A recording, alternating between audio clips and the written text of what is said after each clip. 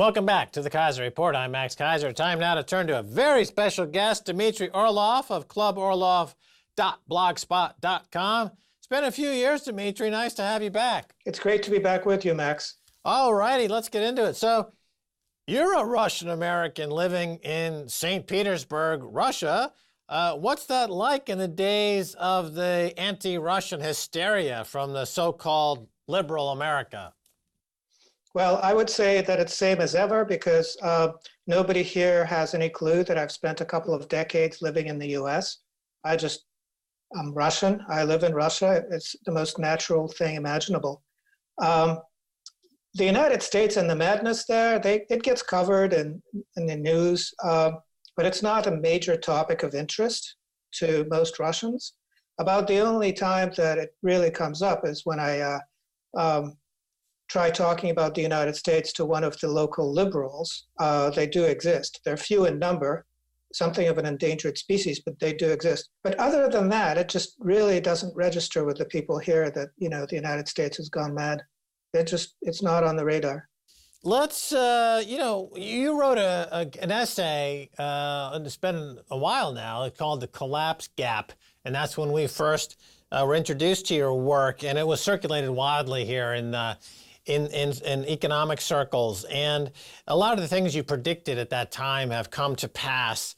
And so I want to get your insight into this more thoroughly. So what's at the root of this neo-McCarthyist hysteria, in your view, in America? Is it a symptom of the collapse that you saw coming more than a decade ago in your essay, The Collapse Gap? Why have the American liberal elite abandoned all reason, apparently, Dmitry?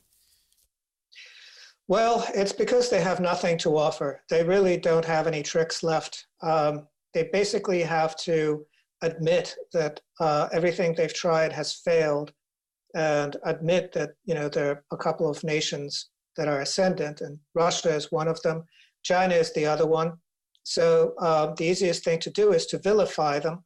Now with Russia, it's basically a lot of previous investment.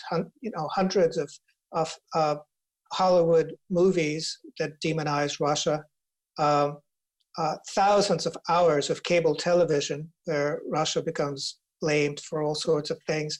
So Russia is the prime candidate for demonization.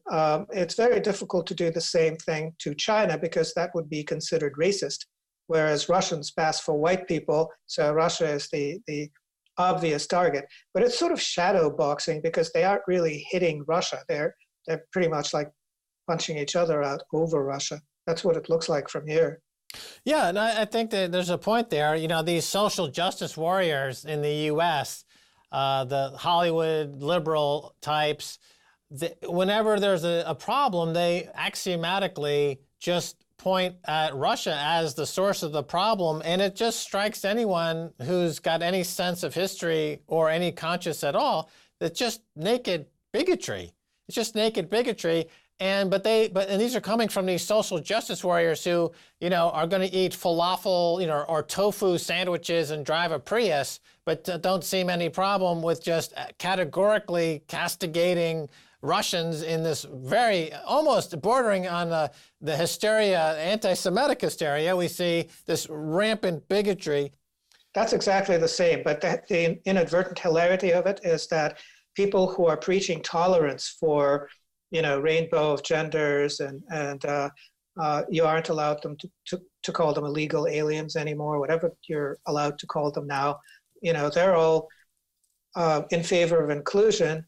And at the same time, they're the most intolerant people in the world when it comes to Russians. It's really remarkable. And they don't see the internal contradiction. Right. I wonder how that works. I think, well, it's for convenience because it's political convenience. Let's talk about some economic things here. So Russia keeps selling dollars and buying gold. At the current rate, Russia will be the third largest holder of gold within the next few months, behind only the U.S. and Germany. What's going on here, Dmitry? Well, Russia has sold its U.S. debt holdings. It is buying gold, but it's also a major gold producer. So mostly it's buying what it makes. That's supporting its domestic production of gold production. Now, in terms of its being number 3, I don't even know if that's true anymore because we don't know how much gold the United States has left, because anytime anybody asked for their gold back from the United States that they have on deposit in the United States, the answer was no, sorry. Sometimes they got a little bit of gold back. Sometimes it was the wrong gold. It wasn't the gold that was put on deposit to begin with. Germany asked for its gold back, got a little bit back, and then eventually just quietly gave up trying to repatriate its gold. So there's a good chance that the US has sold its gold holdings off to China just to keep China from dumping its debt, which would just completely destroy the United States financially. And so Russia could very well be number one in terms of gold holdings. But what that means is that Russia will be able to pull off what it's been trying to pull off, which is trade with countries around the world using their own currencies while backing the transactions with guarantees based on gold reserves. They're well on their way to being able to achieve that, I would think. Right. So the dollar as world reserve currency is seemingly the days are numbered. And when you've got countries like Russia and China and others deciding to drop out of the dollar and move on, that's certainly a sea change in the global economy. Now, we know you mentioned China a little bit here. There seems to be a growing awareness in the U.S. now. The xenophobia about China is a swelling paranoia at this time. From an economic perspective, what I see would be a legitimate reason to kind of fear the Chinese economy as it relates to the U.S. economy. I mean, they're building something over there. I'm not sure the U.S. quite understands what's happening. What do you see? Well, China has the most successful economic model in the world ever. The transition that has occurred in China to propel it from basically an economic backwater and a sick little agrarian economy to the world's number one economy, I would think, surpassing the United States, in 50 years. It's been an absolutely remarkable stint. And the system that they've put in place, it's not communism. It's not anything that Karl Marx or his followers could have possibly imagined. Mao Zedong was a follower and a fan of Peter Kropotkin, who was a socialist anarchist. What I think the Chinese model actually is Stalinism 2.0, with a lot of bugs fixed and a lot of patches. And it was also a very successful model in the Soviet Union while Stalin was alive. Double-digit growth every year, just a remarkable achievement in terms of economic performance. But then after Stalin died, Khrushchev came to power and pretty much wrecked the whole thing, including the relationship with China. But now Russia is also embracing a sort of Stalinism 2.0, and it's a very solid mix of large state-owned enterprises and a large mix of private companies as well. Keeps the oligarchy under control, under political control, and actually manages to manage public affairs so that the common good is on some level served. China stands to eradicate poverty in another couple of years. Russia has made strides in that direction as well. So this is a model that works, and the United States and the collective West don't have anything at all to offer that is like that is equally effective. And so they're cringing and they're fearful and they want to somehow escape their predicament of basically having nothing to offer. Right. So Stalinism 2.0, it doesn't sound like a great branding exercise for China.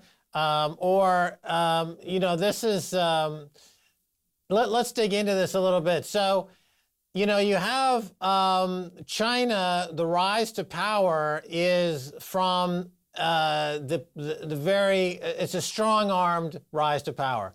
This is a very controlled society. This is a society with very few free speech rights, very few rights.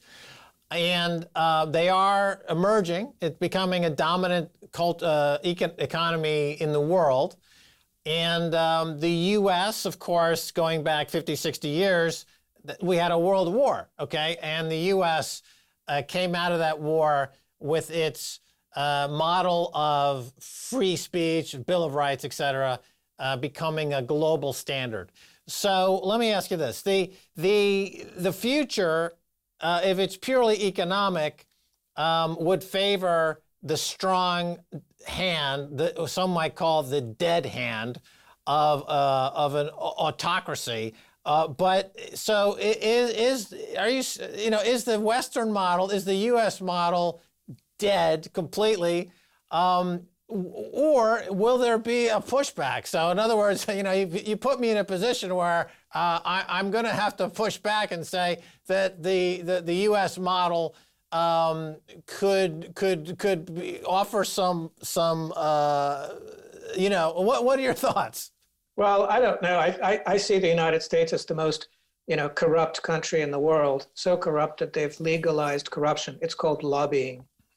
And, China and Russia have successfully combated corruption so that they're quite effective at this point. Russia went through a period of time where they were actually executing thousands of corrupt officials every year, but that has stopped. They've stopped executing corrupt officials. Why? Because corrupt officials are dead. They don't exist anymore. Now, whether their system is liberal or not is beside the point, because nobody's going to dictate their terms to China or to Russia for that matter. From that point of view, Western liberalism is just completely dead. Everybody in the world, every sovereign nation in the world from now on is going to set their own standards for what they will tolerate and what they won't. And the United States and other Western countries will have absolutely no say. Right. So I guess it comes down to a really discussion of centralization versus decentralization. And so far, decentralization has been the winning strategy. But let's cut it off there because we're out of time. Thanks so much for being on the Keiser Report, Dmitry. Thank you. Okay, that's going to do it for this edition of the Keiser Report with me, Max Keiser, and Stacey Herbert. I'd like to thank our guest, Dmitry Orlov. If you want to catch us on Twitter, it's Keiser Report. Until next time, bye, y'all.